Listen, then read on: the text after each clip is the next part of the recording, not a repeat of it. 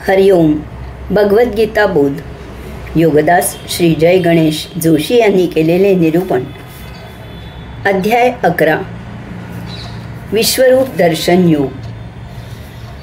ओम श्री परमात्मने नमः.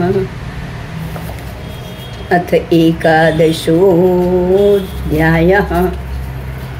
जय योगेश्वर. परम आत्म्याला नमस्कार. अध्याय 11. श्लोक क्रमांक 49. माते व्यथा मा च विमूढभावो दृष्ट्वा रूपं घोरमीदृं ममेदं व्यपेतभिप्रीतमना पुनस्त्वं तदेव मे रूपमिदं प्रपश्य. अशा प्रकारचे माझे हे भयावह रूप पाहून तू विचलित होऊ नकोस आणि भ्रमिष्टही होऊ नकोस. निर्भय आणि प्रसन्न चित्ताने माझ्या त्या नेहमीच्या रूपाला पुन्हा नीट निहाळून पहा. भगवंत श्रींचे ते विराट विश्वरूप पाहून आता तसा बराच वेळ झाला आहे. ते अकराळ विकराळ रूप पाहून अर्जुन चांगलाच घाबरलेला आहे. तो चांगलाच कावराबावरा झाला आहे. अर्जुनाला ते रौद्र रूप फार काळ पाहणे अशक्य होत आहे. ते आता त्याला सहनही होत नाहीये. विश्वरूप पाहण्याची त्याची हौस पूर्ण झाली आहे. त्यामुळे त्याने भगवंत श्रींना त्यांचे हे रूप त्यांनी आता आवर्ते घ्यावे आणि त्यांनी त्यांच्या त्या नेहमीच्या चतुर्भुज रूपात दर्शन द्यावे अशी नम्र प्रार्थना केली आहे.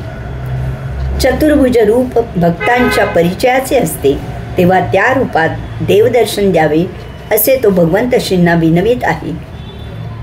अर्जुनाची झालेली ही विचित्र अवस्था भगवंत श्रींनी ओळखली आहे. ते त्याला भीती सोड आणि माझे नेहमीचे चतुर्भुज देवरूप पहा असे सांगत आहेत. त्याला ते सांगत आहेत की यामधून तू स्वतःला सावर. मी तो तुझा सखा श्रीकृष्ण आहे. मला प्रसन्न व्हा असे वारंवार सांगत बसू नकोस.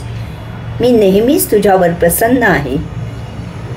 तूच आता भीती सोडून शांत मनाने माझ्या नेहमीच्या 4 हात असलेल्या देवरूपाला पहा, म्हणजे तुला प्रसन्नता वाटेल.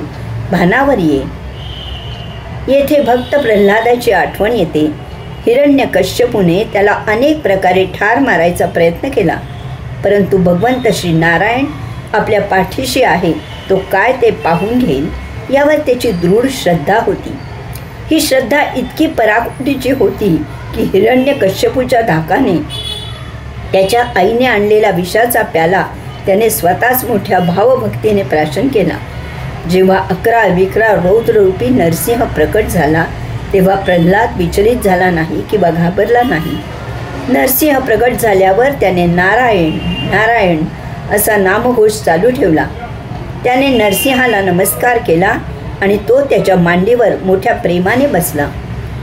अर्जुन किंवा प्रल्हाद यांच्या भक्तीत काहीच कमी जास्त नव्हते, परंतु कदाचित बालवयाच्या निरागसतेचा फरक असावा. हरिओम.